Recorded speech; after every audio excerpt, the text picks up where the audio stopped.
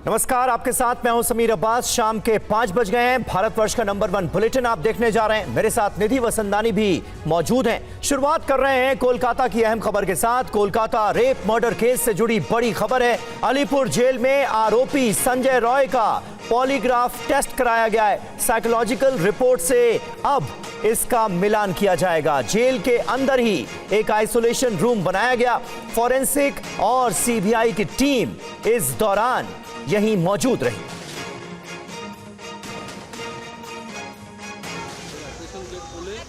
Lady doctor rape murder case के आरोपी संजय रॉय ने साइकोलॉजिकल टेस्ट में जो कुछ भी कबूल किया, उसमें कितनी सच्चाई है, अब इसकी पुष्टि पॉलीग्राफी टेस्ट से की जा रही है। आरोपी के सच झूठ का मिलान इस पॉलीग्राफी टेस्ट से किया गया। पश्चिम बंगाल के अलीपुर प्रेसिडेंसी जेल में आज आरोपी संजय रॉय का पॉलीग्राफी टेस्ट शुरू किया गया। इस बीच कोलकाता के सीबीआई मुख्यालय में आज जिन 2 लोगों का पॉलीग्राफी टेस्ट हो रहा है, वो अस्पताल के इंटर्न डॉक्टर हैं। सीबीआई अब तक 4 लोगों का पॉलीग्राफी टेस्ट करा चुकी है। क्या आप अभी भी माता पिता बनने का सपना देख रहे हैं? अपोलो फर्टिलिटी के साथ अपनी माता पिता बनने का सपना पूरा करें। मुफ्त परामर्श के लिए 9953 440 671 पर कॉल करें। प्रेसिडेंसी जेल में आरोपी को बैरक नंबर 21 से बाहर निकाला गया और जेल में ही दूसरी जगह उसका पॉलीग्राफी टेस्ट किया गया। इससे पहले कल आरजी कर अस्पताल के पूर्व प्रिंसिपल संदीप घोष का भी पॉलीग्राफी टेस्ट किया गया और कई सवाल दागे गए। आज सुबह जब सीबीआई की टीम संदीप घोष के घर पहुंची तो उन्होंने काफी देर बाद दरवाजा खोला और हवाला दिया कि पॉलीग्राफी टेस्ट होने की वजह से उनकी नींद पूरी नहीं हो पाई थी। पॉलीग्राफी टेस्ट के दौरान मशीन की मदद से आरोपी की शारीरिक प्रतिक्रियाओं को मापा जाता है कि वो सच बोल रहा है या झूठ। और कोलकाता रेप मर्डर कांड के आरोपी संजय रॉय का पॉलीग्राफ टेस्ट अलीपुर के प्रेसिडेंसी जेल में कराया गया। देखिए जब उसका टेस्ट शुरू हुआ उस वक्त की रिपोर्ट। इस वक्त मैं कोलकाता के प्रेसिडेंसी जेल के सामने हूं। ऐतिहासिक जेल है और इस जेल के अंदर अभी जो आरजी कर अस्पताल में पीड़िता की हत्या हुई थी उसका मुख्य आरोपी संजय रॉय, उसका पॉलीग्राफी टेस्ट का प्रोसेस शुरू हो गया है।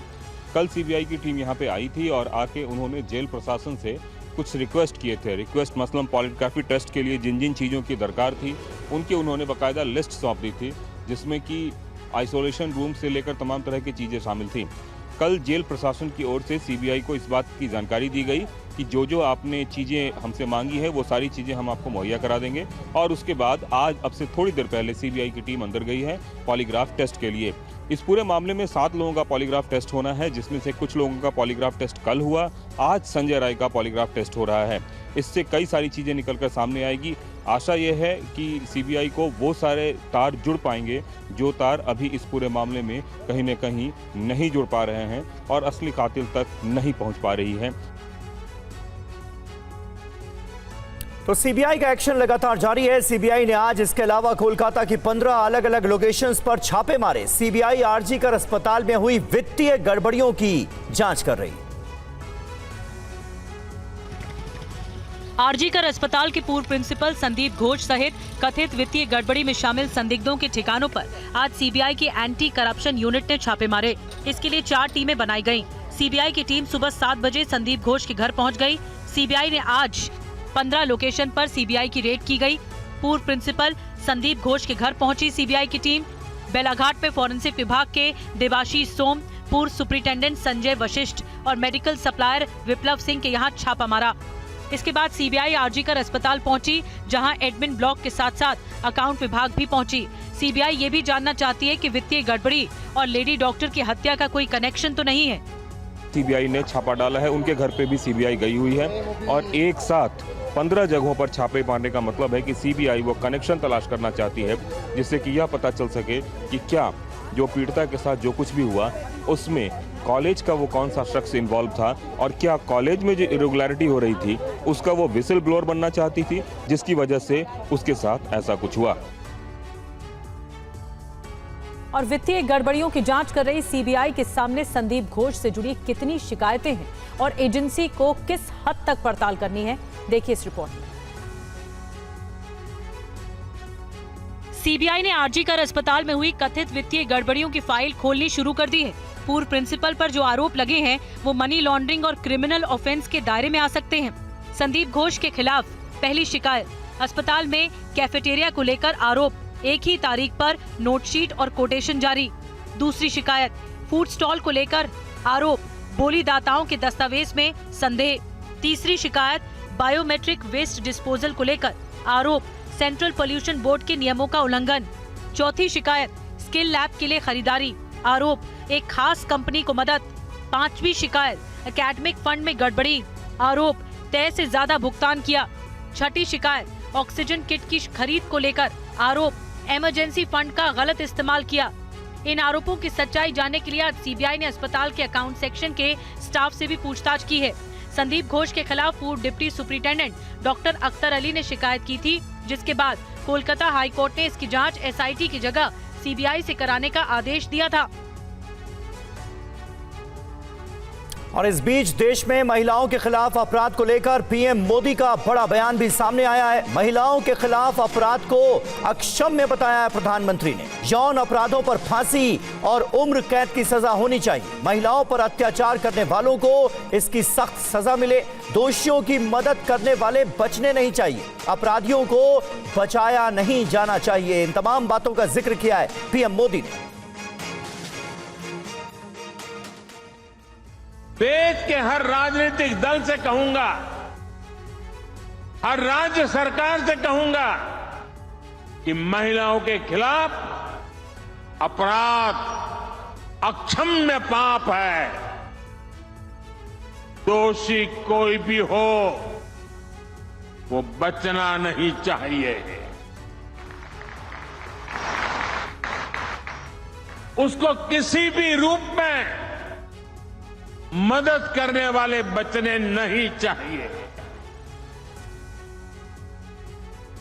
अस्पताल हो, स्कूल हो, दफ्तर हो या फिर पुलिस व्यवस्था, जिस भी स्तर पर लापरवाही होती है सबका हिसाब होना चाहिए।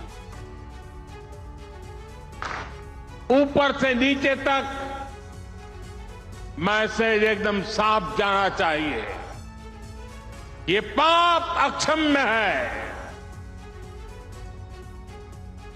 और कोलकाता रेप मर्डर केस से जुड़ी एक और बड़ी खबर आपको बता दें। अलीपुर जेल में आरोपी संजय रॉय का कराया गया पॉलीग्राफ टेस्ट। साइकोलॉजिकल रिपोर्ट से अब इसका मिलान होगा। जेल के अंदर बनाया गया आइसोलेशन रूम, जहां पर पॉलीग्राफ टेस्ट को आगे बढ़ाया गया। फॉरेंसिक और सीबीआई की टीम इस टेस्ट के दौरान मौजूद रही। जितेंद्र शर्मा और ज्यादा जानकारी के साथ मौजूद हैं। जितेंद्र, पॉलीग्राफ टेस्ट में आज क्या हुआ? बिल्कुल, देखिए संजय रॉय का पॉलीग्राफ टेस्ट कराने के लिए प्रेसिडेंसी जेल बकायदा सीबीआई की टीम एसएसएल के साथ पहुंची थी और एसएसएल की टीम ने बकायदा वहां पर कई घंटों तक जो पॉलीग्राफ टेस्ट था उसको अंजाम दिया। कई सवाल इससे पूछे गए जिनका जवाब अब तक स्पष्ट तौर पर संजय रॉय की तरफ से नहीं दिया गया था। वही सवाल जवाब पे आकर संजय रॉय से पूछे और उनका जवाब भी लिया गया।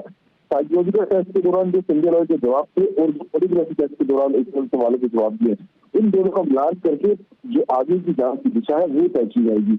इसके अलावा संदीप घोष और अन्य कुछ किरदारों के घर अभी भी सीबीआई की टीम है वो लगातार मौजूद है। कल संदीप घोष के खिलाफ जो सीबीआई की टीम ने करप्शन का केस दर्ज किया था। आज सुबह तकरीबन 15 ठिकानों पर रेड की गई, जिसमें संजय घोष उनके करीबी और इसके अलावा जो अस्पताल का जो स्टाफ है उसकी भी खिलाफ कुछ मौजूद है। तो वहां पे लगातार इस केस को लेकर या फिर जो विषय अधिवक्ता थी आरके हॉस्पिटल के अंदर, उससे जुड़े तमाम दस्तावेज इकट्ठा करने की कवायद फिलहाल सीबीआई की तरफ से चल रही है। धन्यवाद आपका जितेंद्र इस जानकारी के लिए। तो फॉरेंसिक और सीबीआई की टीम इस पॉलीग्राफी टेस्ट के दौरान मौजूद रही जो आरोपी संजय रॉय का कराया गया। अब जब साइकोलॉजिकली इसका मिलान होगा, उस रिपोर्ट से मिलान होगा, तब और सच्चाई पता लग पाएगी। आगे बढ़ते हैं खबरों में। राजस्थान के अलग अलग इलाकों में तेज बारिश का दौर जारी है। जालौर में तेज बहाव के बीच 5 लोग बह गए, एक महिला की मौत हो गई।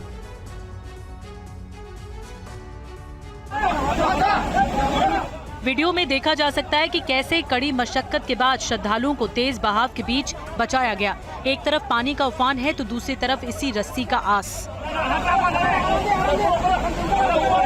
स्थानीय लोगों ने हिम्मत दिखाकर कुछ इस तरह लोगों की जान बचाई। दरअसल तेज बारिश के कारण पहाड़ी में स्थित सुंधा माता मंदिर के रास्ते पर तेज बहाव के साथ पानी आ गया। अचानक आए पानी में 5 लोग बह गए। इसमें एक महिला की मौत हो गई, वहीं एक लापता है। 3 को मौके पर मौजूद लोगों ने बचा लिया। वहीं जोधपुर, धौलपुर, पाली, भीलवाड़ा समेत कई जिलों में तेज बारिश हुई है। आज राज्य के 31 जिलों में बारिश का अलर्ट है। मौसम विभाग के मुताबिक बंगाल की खाड़ी के साथ अरब सागर में लो प्रेशर सिस्टम बनने से राजस्थान में अगले 3 से 4 दिन भारी बारिश का दौर बना रहेगा। भारी बारिश के बाद राजस्थान का अजमेर शहर भी बेहाल नजर आ रहा है, जहां बारिश का पानी लोगों के घरों तक पहुंच चुका है। इन तस्वीरों से ही अंदाजा लगाया जा सकता है कि अजमेर में किस कदर बारिश हुई है। सड़क पर जल सैलाब नजर आ रहा है। शहर के कई इलाकों में सड़क पर कई फीट तक पानी भर गया है। जल भराव के बीच लोग आने जाने के लिए मजबूर हैं।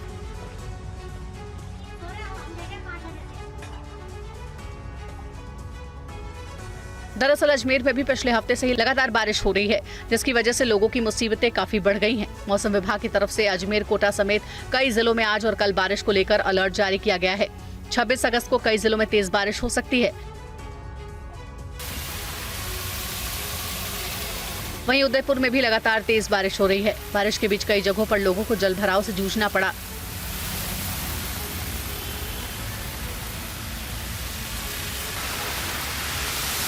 बारिश के बाद सड़कों पर पानी भरने से वाहनों की रफ्तार भी थम गई।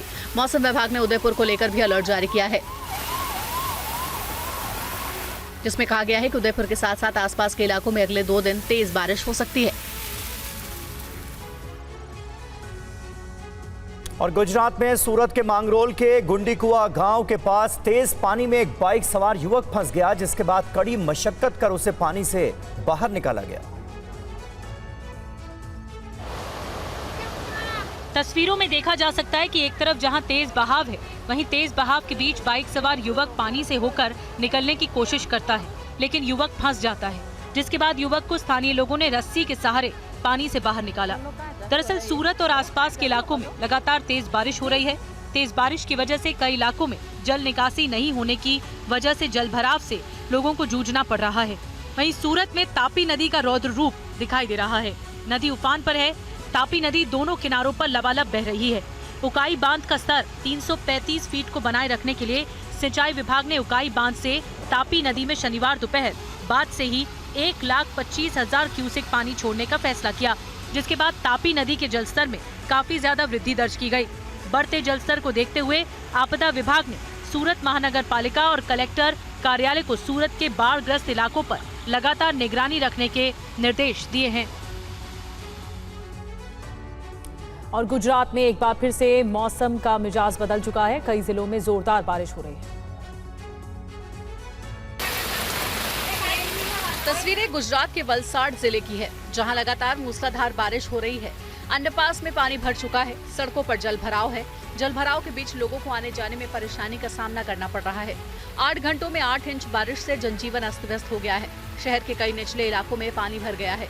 हालांकि प्रशासन का दावा है कि स्थिति नियंत्रण में है। पानी में फंसे हुए लोगों को निकालने का काम भी किया जा रहा है। वलसाड शहर के अंदर पिछली रात से अभी तक कुल 120 mm के आसपास बारिश हुई है।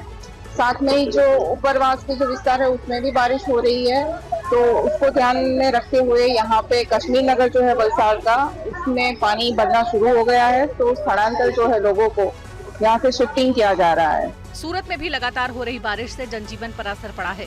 मौसम विभाग ने गुजरात में अगले कुछ दिनों तक भारी बारिश का अलर्ट जारी किया है। मौसम विभाग के अनुसार अगले कुछ दिनों में राज्य के ज्यादातर हिस्सों में मध्यम से भारी बारिश होगी। अहमदाबाद में भी भारी बारिश के लिए येलो अलर्ट जारी किया गया है। और उत्तर प्रदेश के सोनभद्र से डरावनी तस्वीरें सामने आई हैं। लोगों ने जान पर खेलकर यहां कई बच्चों का रेस्क्यू किया। तस्वीरें सिरहन पैदा करने वाली हैं। एक तरफ उफान, दूसरी तरफ पानी में फंसे स्कूली बच्चे। आम लोगों ने जैसे तैसे इन बच्चों को दूसरी तरफ पहुंचाया। एक छोटी सी चूक से बड़ी घटना हो सकती थी। देखा जा सकता है कि कैसे ग्रामीण एक एक करके इन बच्चों को पानी पार करवा रहे हैं। इनमें कई छोटे बच्चे भी मौजूद हैं। दरअसल ये सभी बच्चे रॉबर्ट्सगंज क्षेत्र के कंपोजिट स्कूल में पढ़ने गए थे। इसी दौरान पुलिया के ऊपर से पानी बहने लगा और सभी बच्चे फंस गए, लेकिन ग्रामीणों ने हिम्मत दिखाई, बच्चों का रेस्क्यू करने का फैसला किया। सभी बच्चे एक एक करके बाहर निकाल लिए गए। दरअसल सोनभद्र में शुक्रवार की रात हुई तेज बरसात से पहाड़ी नाले उफना गए, तालाबों जलाशय लबालब हो चुके हैं। महज 6 घंटे में औसत 47 मिलीमीटर बारिश रिकॉर्ड की गई। सबसे ज्यादा दुधी क्षेत्र में 72 किलोमीटर वर्षा हुई। रॉबर्ट्सगंज और घोरावल में रात 10 बजे से सुबह 4 बजे तक लगातार बारिश की वजह से कई जगह सड़क पानी में डूब गई। और उत्तर प्रदेश के कई जिलों में जमकर बारिश हो रही है। नदियों के किनारे बसे गांव में पानी भर गया है तो खेतों में खड़ी फसलें बर्बाद हो रही हैं। तस्वीरें मुरादाबाद की है, जहां लगातार बारिश की वजह से जलभराव देखने को मिल रहा है। कई इलाकों में स्थिति बाढ़ जैसी है। पानी के भराव से लोगों को भारी परेशानी का सामना करना पड़ रहा है। मुरादाबाद में पिछले हफ्ते से ही लगातार बारिश का दौर जारी है, जिसकी वजह से रामगंगा नदी में लगातार जल वृद्धि दर्ज किया जा रहा है। किसी भी स्थिति से निपटने के लिए एसडीआरएफ की टीम को भी तैयार रखा गया है। बोर्ड से एसडीआरएफ की टीम रामगंगा नदी में लगातार निगरानी कर रही है।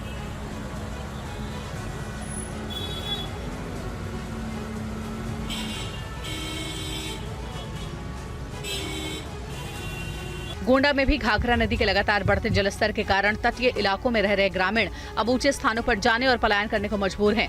नदी के बढ़ते जलस्तर के कारण अब तक हजारों बीघा फसल घाघरा नदी में बर्बाद हो चुकी है। वहीं तरबगंज तहसील क्षेत्र के सखीपुर और चहलवा के रहने वाले ग्रामीण पलायन कर अब ऊंचे स्थानों पर जा रहे हैं। इन सभी ग्रामीणों के घरों के आसपास घाघरा नदी का पानी पहुंच चुका है। अब तेजी से कटान भी कर रही है। और पूर्वोत्तर में भारी बारिश के बाद त्रिपुरा के हालात भी बिगड़ गए हैं। बाढ़ में फंसे लोगों तक हर संभव सहायता पहुंचाने की कोशिश की जा रही है। पिछले कुछ दिनों में लगातार बारिश और लैंडस्लाइड के कारण त्रिपुरा में कम से कम 24 लोगों की मौत हो गई और 2 अन्य लापता हो गए। वहीं राज्य के 450 राहत शिविरों में 65,400 लोगों ने शरण ले रखी है, क्योंकि बारिश से उनके घर तबाह हो गए। दरअसल त्रिपुरा पिछले कुछ दिनों से बारिश, लैंडस्लाइड और बाढ़ जैसे मौसमी कहर से जूझ रहा है। इलाके की जटिलता ने मौसम की गंभीरता को ज्यादा बढ़ा दिया है। त्रिपुरा की राजधानी अगरतला में भारी बारिश दर्ज की गई है। मौसम विभाग के मुताबिक अगले कुछ दिनों तक खराब मौसम से लोगों को परेशानी का सामना करना पड़ सकता है। आपको बता दें कि त्रिपुरा में बिगड़े हालात पर केंद्र ने बाढ़ प्रभावित त्रिपुरा के लिए 40 करोड़ रुपए जारी करने को मंजूरी दी है। केंद्रीय गृह मंत्री अमित शाह पहले ही कह चुके हैं कि बाढ़ राहत और बचाव कार्यों में राज्य सरकार की सहायता के लिए एनडीआरएफ की 11 टीम, सेना की 3 टुकड़ियां और भारतीय वायुसेना के 4 हेलीकॉप्टर तैनात किए गए हैं। बाढ़ प्रभावित लोगों के बीच हेलीकॉप्टर द्वारा भोजन के पैकेट वितरित किए जा रहे हैं, क्योंकि सड़क संपर्क अभी तक बहाल नहीं हुआ है। और हिमाचल प्रदेश में भी बादल जमकर बरस रहे हैं। मंडी में बारिश ने लोगों की टेंशन बढ़ा दी है। मंडी में हुई भारी बारिश ने एक बार फिर लोगों की मुश्किलें बढ़ा दी हैं। हर रोज थोड़ी देर की बारिश भी लोगों को डराने के लिए काफी है। आज भी यहाँ बारिश दर्ज की गई, जिससे गर्मी से तो राहत मिली, लेकिन बागी पराशर के इलाके में हुई इस बारिश की वजह से एक बार फिर बागी पराशर नाले में बाढ़ जैसे हालात हो गए। भारी बारिश की वजह से नाले में अचानक से भारी मलबा आने लगा और देखते ही देखते मलबा ऐसा बढ़ने लगा कि मानो कहीं बादल फटा हो। ये तस्वीरें शनिवार शाम 6 बजे के आसपास की हैं। इस वीडियो में देखा जा सकता है कि लोग इसे देखकर कितने डरने लगे और आसपास रहने वाले लोगों को फोन पर सूचना देकर उन्हें सूचित किया गया। बता दें कि 2023 में पराशर बागी नाले में 3 बार बादल फटने की घटना सामने आई थी। वहीं बागी पुल के अलावा स्कूल और कई घरों को भी अपने साथ बहाकर ले गया था। तो वहीं पिछले दिनों भी इसी जगह पर बादल फटने से खासा नुकसान हुआ है। मलबा पुल को भी बहाकर ले गया और अस्थायी तौर पर बनी सड़क को भी फ्लैश फ्लड ने नुकसान पहुंचाया है। यही वजह है कि बागी नाले में मलबा देखते हुए लोग डर जाते हैं। और अब खबर पड़ोसी मुल्क बांग्लादेश से, जहां बाढ़ की स्थिति काफी गंभीर हो गई है।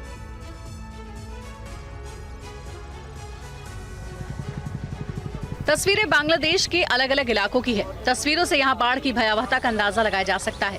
लोग बाढ़ से बचने के लिए अपने सामानों के साथ ऊंचे स्थान की तलाश में नजर आ रहे हैं।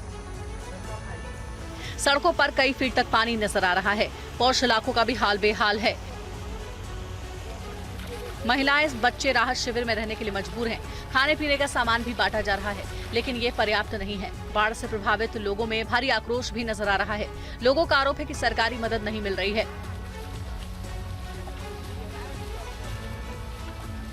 बांग्लादेश में विनाशकारी बाढ़ में मरने वालों की संख्या बढ़कर 18 हो गई है और बाढ़ से देश के 11 जिलों में 49 लाख से ज्यादा लोगों को प्रभावित हुए हैं। वहीं अंतरिम सरकार के मुख्य सलाहकार मोहम्मद यूनुस ने शनिवार को चेतावनी दी कि बाढ़ का पानी उतरने के बाद स्वास्थ्य और खाने पीने के सामान की किल्लत हो सकती है। आगे बढ़ते हैं। दिल्ली विधानसभा चुनाव से पहले आम आदमी पार्टी को बड़ा झटका लग गया है। आम आदमी पार्टी के 5 पार्षद बीजेपी में शामिल हो गए। आज दिल्ली बीजेपी अध्यक्ष वीरेंद्र सचदेव और बीजेपी नेता रामवीर सिंह बिदूड़ी की मौजूदगी में आप पार्षद बीजेपी में शामिल हुए। बीजेपी में शामिल होने वाले आपके पार्षदों में वार्ड 28 से रामचंद्र, वार्ड 30 से पवन शहरावत, वार्ड 180 से मंजू निर्मल, वार्ड 178 से सुगंधा बिधूड़ी और वार्ड 177 से ममता पवन शामिल हैं। विधानसभा चुनाव से पहले इस दल बदल को बीजेपी ने पीएम मोदी की लोकप्रियता का नतीजा बताया है, तो वहीं आपने बीजेपी की साजिश करार दिया। माननीय प्रधानमंत्री श्रीमान नरेंद्र मोदी जी के नेतृत्व में जिस तरह से देश प्रगति पथ पर काम कर रहा है, विकास कार्यों को गति दी जा रही है, उन सबसे प्रेरित होकर इन साथियों ने आज परिवार में आने का निर्णय लिया है। इस चीज़ का भी डर है। अनुभूति मिलेगी हमको लोगों की, लोग ये बात समझेंगे कि देखिए इनके बेचारे नेता को जेल में बंद कर दिया, इनके तमाम नेताओं को बंद कर दिया, इनको पार्टी का ऑफिस छीन लिया, इनकी सरकार के ऊपर रोज़ हमले कर रहे हैं, इनके ऊपर रोज़ इंक्वायरियाँ कर रहे हैं और अब जो है इनके विधायक तोड़ रहे हैं, इनके पार्षद तोड़ रहे हैं, तो जनता हमारे साथ आएगी। और आम आदमी पार्टी पार्षदों के दल बदल पर दिल्ली सरकार में मंत्री सौरभ भारद्वाज से हमारे संवाददाता जितेंद्र भाटी ने खास बात की है। सुनिए क्या कह रहे हैं। पहले पूर्व मंत्री, विधायक और 5 पार्षद। देखिए हम तो पहले से ही कह रहे हैं, भारतीय जनता पार्टी लगातार हमारे सांसदों को, पार्षदों को, विधायकों को, मंत्रियों को तोड़ने की कोशिश कर रही है। भारतीय जनता पार्टी मुंह फुला लेती थी कि नहीं हम तो कोशिश नहीं कर रहे, झूठ बोल रहे हैं। अब बता दो, अब बता दो। हमारे तो जब मंत्री के ऊपर ईडी का छापा पड़ा, हमने तभी कहना शुरू कर दिया था भारतीय जनता पार्टी दबाव बना रही है। फिर उन्होंने जब यहाँ से रेजिग्नेशन दिया तब मैंने बता दिया था कि ये भारतीय जनता पार्टी में जाएंगे, तब भी मुंह फुला लिया था भारतीय जनता पार्टी। नहीं जी नहीं, वो भी आज भारतीय जनता पार्टी में चले गए और ईडी का केस जो है अब उनके ऊपर धीरे धीरे खत्म कर दिया जाएगा।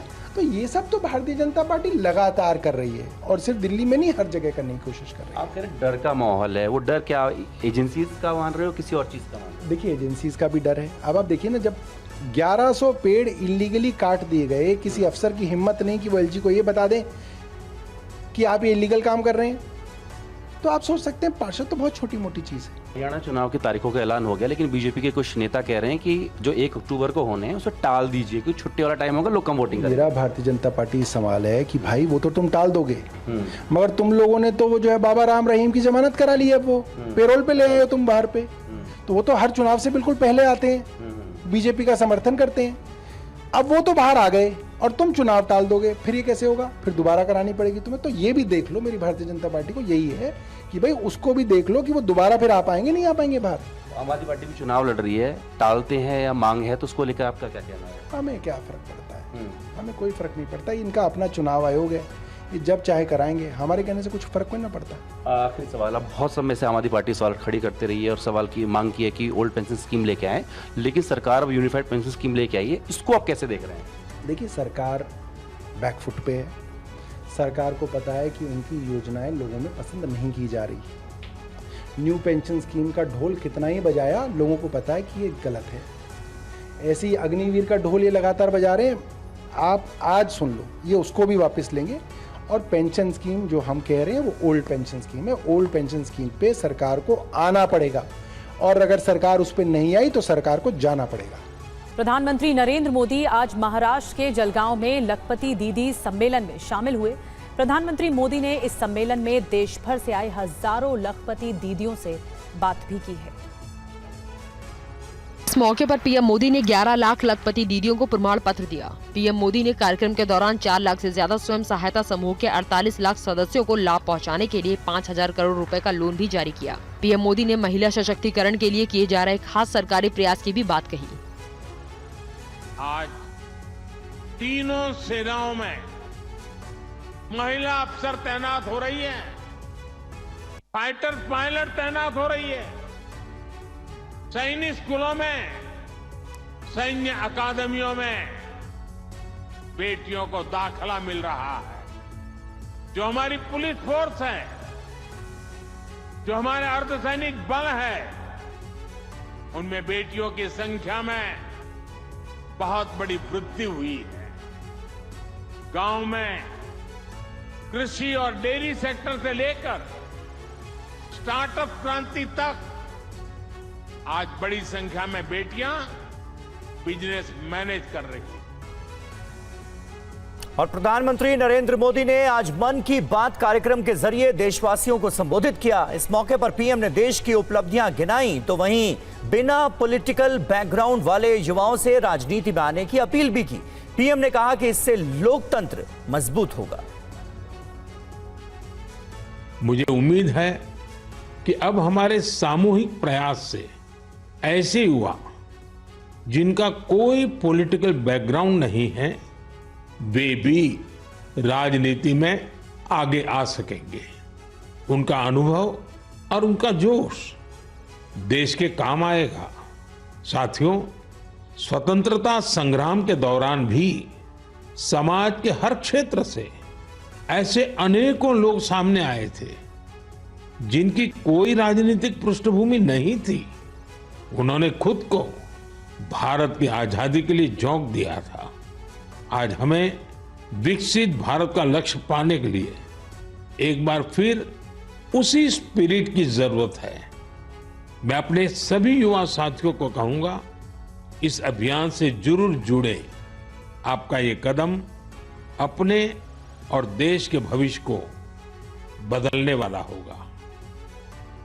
और रायपुर में नारकोटिक्स कंट्रोल ब्यूरो की बैठक के बाद केंद्रीय गृह मंत्री अमित शाह का बड़ा बयान सामने आया। नशा मुक्त भारत के लिए मोदी सरकार संकल्पबद्ध है।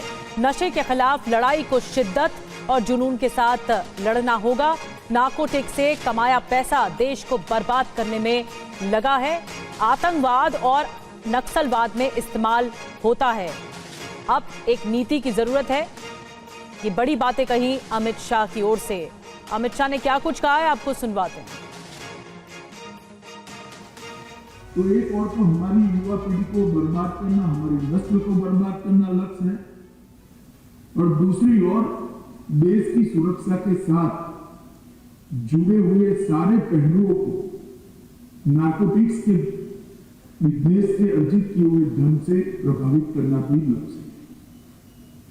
तो हम सबकी जिम्मेदारी बनती है कि जीरो टॉलरेंस की वृत्ति के साथ हम देश को नारकोटिक्स फ्री बनाए, नशा मुक्त बनाए, और प्रधानमंत्री जी का जो संकल्प है उसको चरितार्थ करें।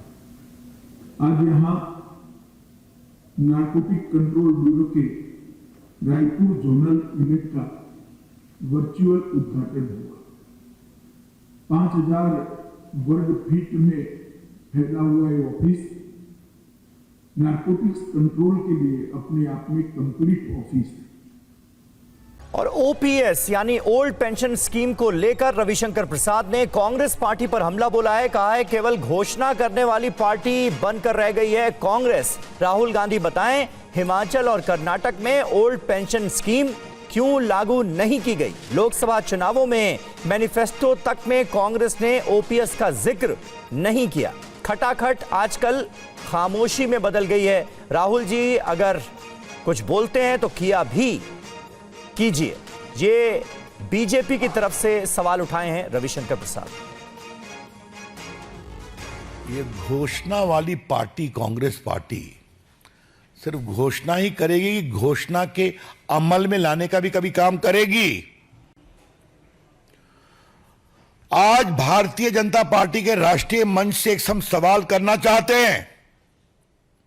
कांग्रेस पार्टी ने पिछले 2 साल से ओल्ड पेंशन स्कीम को एक बहुत बड़ा तूफान बनाया था भारत की राजनीति में।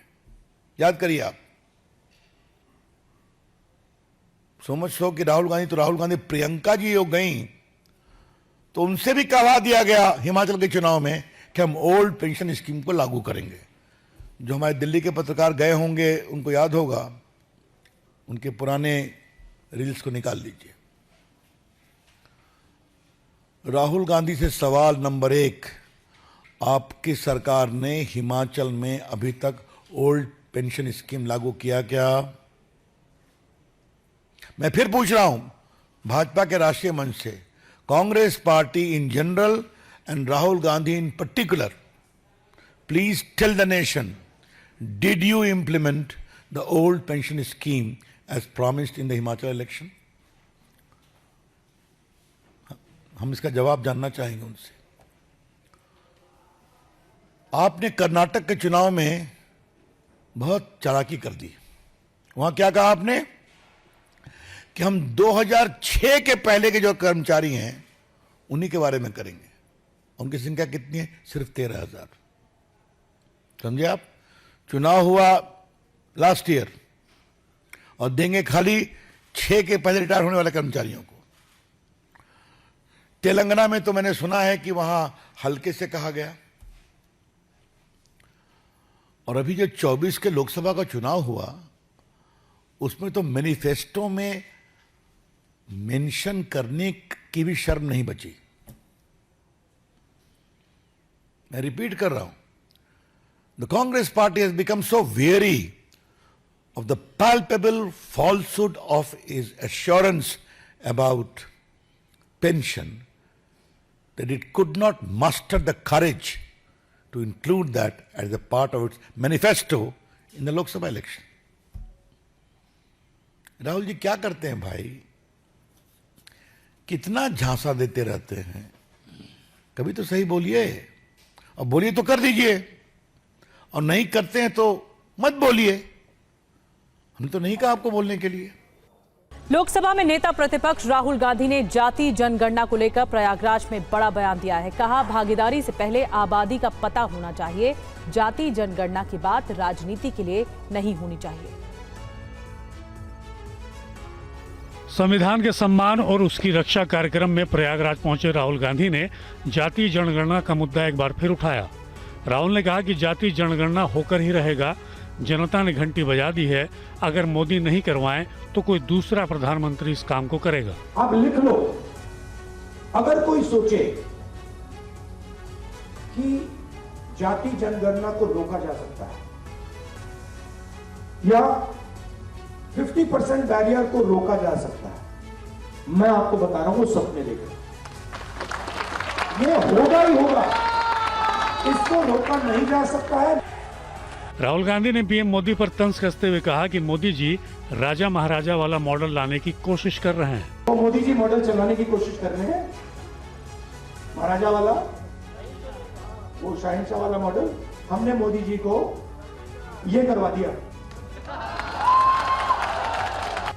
और दिल्ली के पूर्व डिप्टी सीएम मनीष सिसोदिया पंजाब के सीएम भगवंत मान के साथ अमृतसर के श्री हरमिंदर साहिब दरबार पहुंचे। दोनों नेताओं ने बीजेपी पर हमला बोला। दिल्ली के पूर्व deputy CM Manish Sisodia jail से मिली जमानत के बाद पहली बार अमृतसर के श्री हरमिंदर साहिब दरबार पहुंचे और मत्था टेका। उनके साथ पंजाब के मुख्यमंत्री भगवंत मान ने भी आशीर्वाद लिया। मनीष सिसोदिया ने कहा कि वो भगवान की कृपा से ही जेल से बाहर आए हैं। मैं जब जेल में था तो ऊपर वाले से दुआ करता था कि भारतीय जनता पार्टी जिस तरह की कुचक्र रच रही है उसमें 2 चीज़ें काम आएंगी, भगवान की कृपा, ऊपर वाले की कृपा और देश का संविधान। और मुझे बहुत खुशी है कि ऊपर वाले ने कृपा की और मुझे भी बाहर निकाला। अरविंद केजरीवाल जी भी अब जल्दी बाहर आएंगे। वहीं पंजाब के सीएम भगवंत मान ने कहा कि सिसोदिया का जेल से बाहर आना इस बात का सबूत है कि सच की जीत हुई है। श्री मनीष सिसोदिया जी उन्होंने सर्वोच्च अदालत वालों न्याय मिलिया कि उन्हों की जमानत हुई। सानू पहले दिनों पता सीगा कि झूठे केस ने और इन्हें टिकने नहीं ज्यादा देर अदालतां च। सरकारी कर्मचारियों को मोदी सरकार ने तोहफा दिया है। यूनिफाइड पेंशन स्कीम को मंजूरी मिल गई है। कैबिनेट की बैठक में यूनिफाइड पेंशन स्कीम पर मुहर लगने के बाद इसके दायरे में 23 लाख केंद्रीय कर्मचारी आएंगे। ये नई पेंशन स्कीम 1 अप्रैल 2025 से लागू होगी। यूनियन कैबिनेट ने यूनिफाइड पेंशन स्कीम को अप्रूव किया है, इसको अनुमोदित किया है और ये स्कीम अभी आने वाले समय में लागू होगी। आइए समझते हैं यूपीएस क्या है। अगर किसी कर्मचारी ने न्यूनतम 25 साल तक काम किया है तो उसके आखिरी वेतन का 50% पेंशन के रूप में मिलेगा। 10 साल के बाद नौकरी छोड़ने पर 10,000 रुपए पेंशन मिलेगी और महंगाई इंडेक्सेशन फायदा मिलेगा। वेतन भोगी की मौत होने पर मृत्यु के वक्त मिलने वाले पेंशन का 60% परिवार को मिलेगा। रिटायरमेंट पर ग्रेच्युइटी के अलावा जमा राशि भी मिलेगी। हर 6 महीने की सेवा के बदले मासिक वेतन के साथ डीए का 10वां हिस्सा जोड़कर रिटायरमेंट पर मिलेगा। केंद्र सरकार के कर्मचारियों को एनपीएस और यूपीएस के बीच चुनने का विकल्प दिया जाएगा। और यूपी विधानसभा उपचुनाव से जुड़ी बड़ी खबर है। अयोध्या के समाजवादी पार्टी के सांसद अवधेश प्रसाद के बेटे को एसपी ने दिया है टिकट। मिल्कीपुर सीट से अजीत प्रसाद को समाजवादी पार्टी ने अपना उम्मीदवार बनाया है। अवधेश के सांसद बनने के बाद यह सीट खाली हुई थी।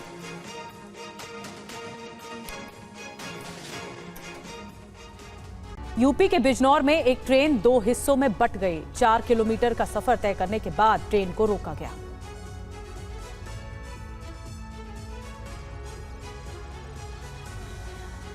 किसान एक्सप्रेस की 8 बोगी पीछे रह गई और ट्रेन 4 किलोमीटर आगे निकलने के बाद रुकी। इस दौरान ट्रेन 80 से 90 किलोमीटर प्रति घंटे की रफ्तार से दौड़ती रही। जब गार्ड ने ड्राइवर और अफसरों को इसकी जानकारी दी तब ट्रेन पर ब्रेक लगी। उत्तर प्रदेश के बिजनौर में ट्रेन की 8 बोगी अलग हो गई और ट्रेन कई किलोमीटर आगे निकल गई। हादसा मुरादाबाद के आगे सिवहारा और धामपुर स्टेशन के बीच हुआ। जानकारी के मुताबिक S3 और S4 डिब्बे को जोड़ने वाली बोगी की कपलिंग टूटने की वजह से यह हादसा हुआ। किसान एक्सप्रेस झारखंड के धनबाद से पंजाब के फिरोजपुर जा रही थी। किसान एक्सप्रेस ट्रेन में बड़ी संख्या में यूपी पुलिस सिपाही भर्ती की परीक्षा देने जा रहे अभ्यर्थी भी सवार थे, लेकिन राहत भरी खबर ये आई कि हादसे में जान माल का नुकसान नहीं हुआ। हादसे की जानकारी मिलने के बाद पुलिस और रेलवे के अधिकारी मौके पर पहुंचे। हादसा तकनीकी खराबी की वजह से हुआ था। मौके पर ट्रेन की जांच करने के बाद किसान एक्सप्रेस को रवाना कर दिया गया। और बिहार में अपराधियों ने एक दुकान में घुसकर 3 लोगों को गोली मार दी। घायलों में 2 की हालत गंभीर है, जिन्हें पटना रेफर किया गया है। घटना मुजफ्फरपुर की है। बिहार में अपराधियों ने एक बार फिर पुलिस को चुनौती दी है। मुजफ्फरपुर के मीनापुर में बाइक सवार 4 अपराधियों ने किराना दुकान में घुसकर अंधाधुंध फायरिंग की, जिसमें पिता पुत्र समेत 3 लोगों को गोली लग गई। हमले में घायल 2 गंभीर मरीजों को पटना रेफर किया गया है। परिजनों ने बताया कि उनकी किसी से दुश्मनी नहीं थी। कर रहे थे, अचानक चार गो आया है। एगो पल्सर से था, एगो अपाची से था, आया है डायरेक्ट घर में गया है। घर में जाके इनके पिताजी को और भाई को गोली मार दिया है। बचाने के क्रम में उसके चचा आए हैं रोड के उस पार से। बचाने के क्रम में चचा के दिमाग सीधा माथा में गोली मार के सीधा निकल। मौके पर पहुंची पुलिस अभी पूरे मामले की छानबीन कर रही है। मीनापुर में अली नेवरा गांव में 3 लोगों को गोली लगी है। तीनों लोग एक ही परिवार के हैं और किराना व्यवसायी है जो लोकल गांव में अपनी दुकान चलाते हैं। अभी तक की जानकारी के हिसाब से 2 बाइक से 4 मोटरसाइकिल 4 लोग थे, 2 बाइक पे सवार थे। इनके द्वारा अंदर घुस करके और गोली चलाई गई है। तीनों का भी माजानपुर में इलाज चल रहा है। हालांकि परिजनों ने दावा किया कि नकाबपोश अपराधी दुकान में रखे पैसे भी ले गए हैं। उत्तर प्रदेश के बहराइच में आदमखोर भेड़ियों की वजह से दहशत बनी हुई है। आदमखोर भेड़ियों का ड्रोन वीडियो भी सामने आया है। बहराइच में आदमखोर भेड़िए के हमले में अब तक आधा दर्जन मासूमों की मौत हो चुकी है, जिसके बाद वन विभाग सहित प्रशासनिक अधिकारियों में हड़कंप मचा हुआ है। एक के बाद एक आदमखोर भेड़िए मासूमों का शिकार बना रहे हैं, जिस वजह से 3 दर्जन से अधिक गांव में कोहराम मचा हुआ है। ड्रोन कैमरे की मदद से भेड़िए की तस्वीर कैद हुई है। दरअसल वन संरक्षक के साथ मौके पर पहुंची वन विभाग की टेक्निकल टीम ने ड्रोन के जरिए से आदमखोर भेड़ियों के होने की तस्वीरों को कैद किया है। फिर भी ये अभी पकड़ से दूर है। 5 लोगों की डेथ हुई है, वो मैंने आपको बताया। और जो टीम्स हमारी लगाई हुई गई है, डिफरेंट टाइप की हमारी टीम्स लगी है। रेंज लेवल की टीम लगी है, डिवीजन लेवल की टीम लगी है, इंटर डिविजनल टीम्स भी लग रही है। मैं एक स्पेशल टीम में और लगाने जा रही हूँ। प्रशासन की तरफ से दावा किया जा रहा है कि जल्द ही गाँव को आदमखोर भेड़ियों से निजात मिल जाएगी। वन संरक्षक लखनऊ इस मामले पर नजर बनाए हुए हैं और लगातार इलाके का दौरा कर रहे हैं। और ब्राजील के जंगलों में ऐसी आग पिछले 1 दशक के बाद लगी है। साओ पाउलो के जंगलों से उठती लपटें हजारों लोगों को बेघर कर सकती हैं। ये रिपोर्ट देखिए। ब्राजील के साओ पाउलो के जंगल से उठती आग की ये लपटें कई शहरों को अपनी जद में ले सकती हैं। यही वजह कि ब्राजील के 36 शहरों को हाई अलर्ट पर रखा गया है। जंगल से उठते आग के शोलों पर काबू पाने की भरसक कोशिश की जा रही है। आग की फैलती लपटों की तस्वीरें डराने वाली है। आग जंगल से निकलकर हाईवे तक पहुंच चुकी है, जिसकी लपटों में कई कारें फंस गई। आसपास मौजूद लोगों ने इन्हें बचाने की कोशिश की। साओ पाउलो के जंगलों में 1 साल के अंदर 4,973 बार आग लग चुकी है। इस बार लगी आग को बुझाने के लिए 7,000 से ज्यादा फाइटर्स को लगाया गया है। आग बुझाने की कोशिश में 2 कर्मचारियों की मौत भी हो चुकी है।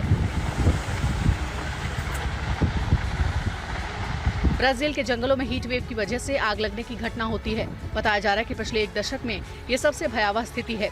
राज्य सरकार ने आग से निपटने के लिए अलग से कैबिनेट का गठन किया है।